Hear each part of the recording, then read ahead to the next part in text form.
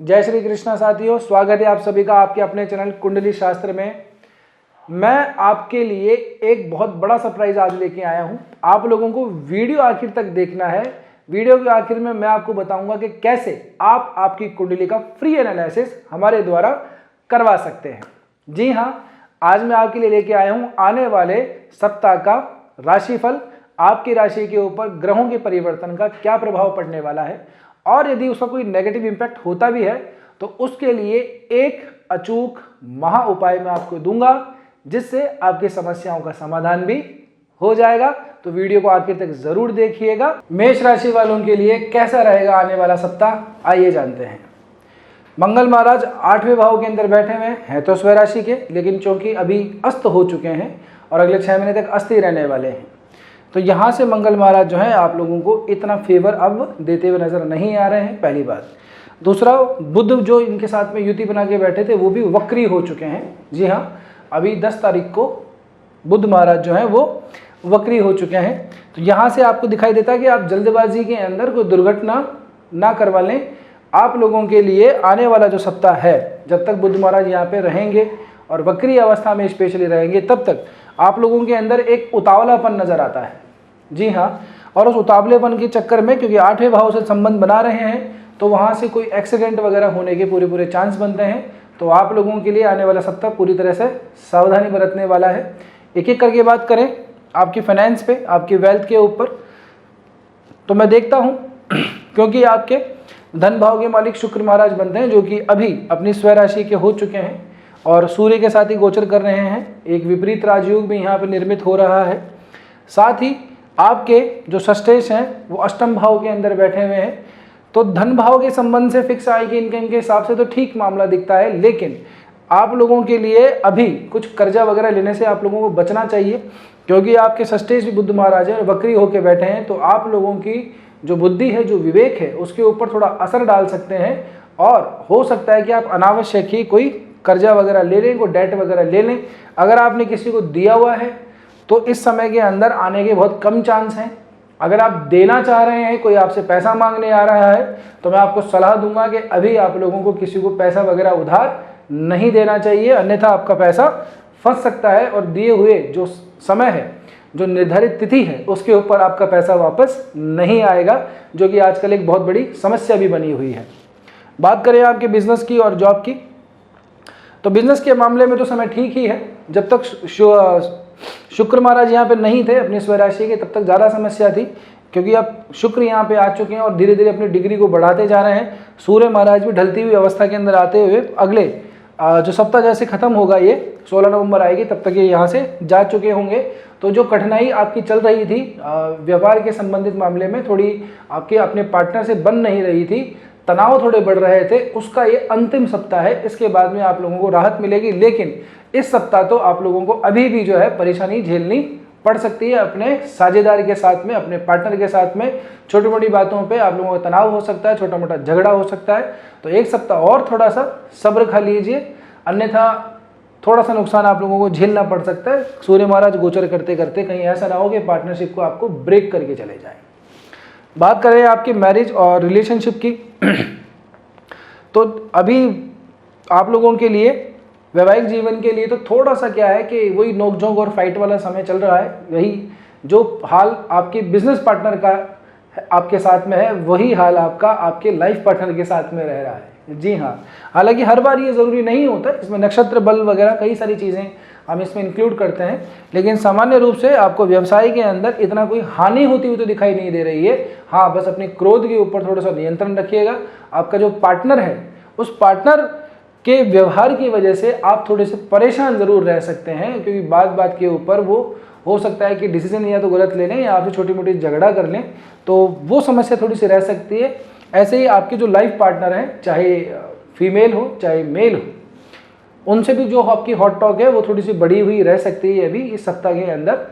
तो जितना हो सके उतना अपने वाणी को थोड़ा सा नियंत्रण रखिए। वैसे भी आपके वाणी के कारक वक्री हो रखे हुए हैं, तो आपकी भी जो भाषा है वो थोड़ी बिगड़ी हुई है अभी, और खास करके अपने पार्टनर जो है उनके साथ में भी थोड़ी बिगड़ी भाषा में बात करेंगे तो नुकसान आपको ही झेलना पड़ेगा।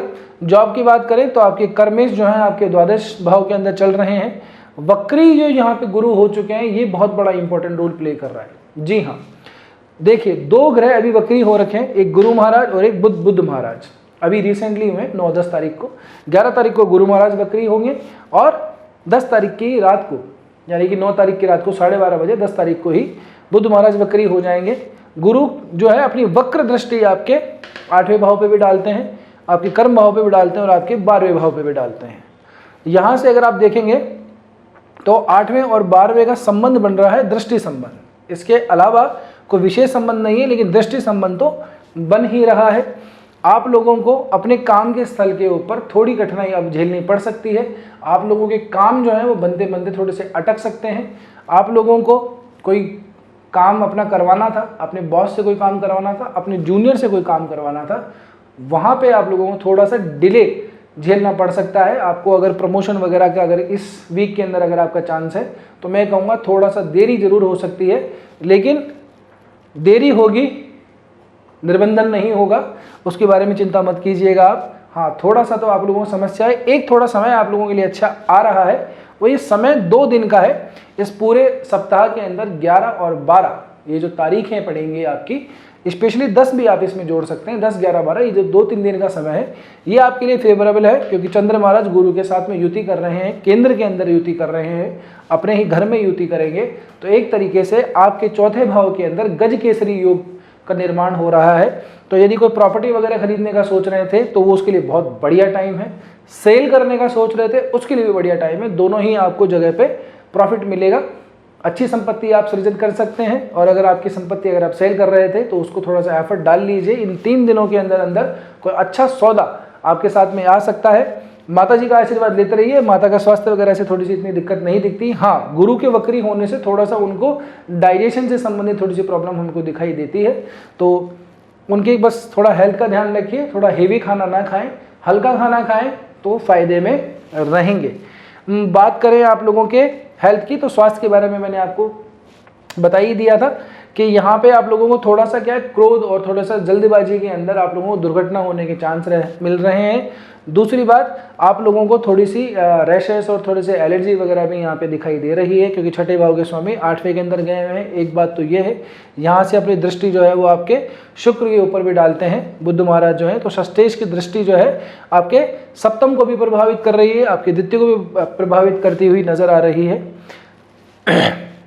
तो आप लोगों को थोड़ा सा मौसम का ही थोड़ा ध्यान रखना है, अपनी लैंग्वेज का थोड़ा सा ध्यान रखना है, और कुछ ऐसा इनडाइजेस्टिव चीज़ें ना खाएं जिससे आप लोगों को कब्ज वगैरह हो जाए। मुंह में छाले वगैरह भी आप लोगों के हो सकते हैं। कुछ ऐसा है कि कुछ दूसरे के कपड़े या कोई टॉवल या इस तरह की चीज़ें अगर आप यूज़ करते हैं तो बचिएगा उससे बहुत ज़्यादा, नहीं तो आपको स्किन से संबंधित, आपको मसूड़ों से संबंधित भी कोई समस्या भी हो सकती है। स्टूडेंट्स और कॉम्पिटिशन्स वगैरह की एग्ज़ाम की तैयारी करने वालों के लिए अब जो ये सप्ताह है थोड़ा सा कठिन रहने वाला है। रिजल्ट का अगर आप वेट कर रहे हैं अच्छे रिजल्ट का, तो मैं कहूँगा कि थोड़ा सा और आपको वेट करना पड़ेगा, क्योंकि वक्रत्व लेके बुध महाराज यहाँ पे हैं और यहाँ पे कोई खास कारक भी आप लोगों के लिए नहीं बनते हैं। दशमेश की स्थिति भी वक्री पे बैठी हुई है आप लोगों के लिए, लाभेश स्थिति में भी राहु यहाँ पे बैठा हुआ है। तो कॉम्पिटिटिव एग्जाम्स की प्रिपरेशन करने वालों के लिए अभी समय इतना फेवरेबल नहीं है, क्योंकि आपकी लग्नेश की भी दृष्टि जो है आपके कहीं से भी कर्म भाव के ऊपर नहीं पड़ रही है, लाभ भाव के ऊपर पड़ रही है और आपके पराक्रम भाव पे भी पड़ रही है।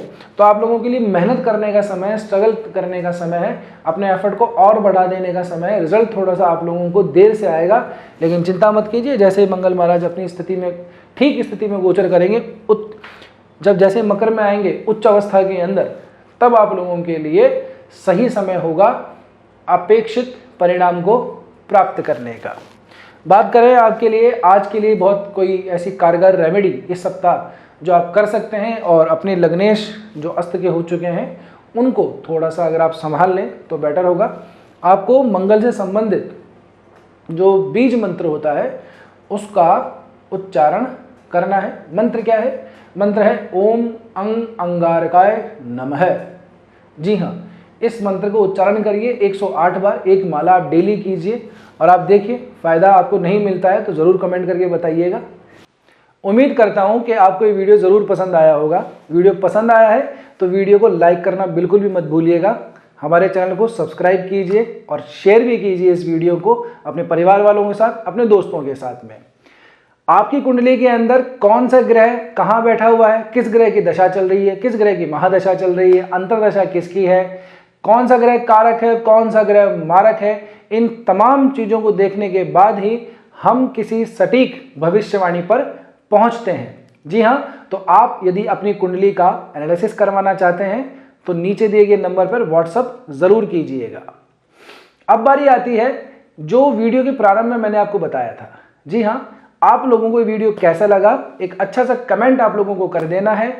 सेलेक्ट करेंगे हम एक कमेंट को और उनसे बात की जाएगी, उनकी कुंडली का फ्री एनालिसिस मेरे द्वारा किया जाएगा।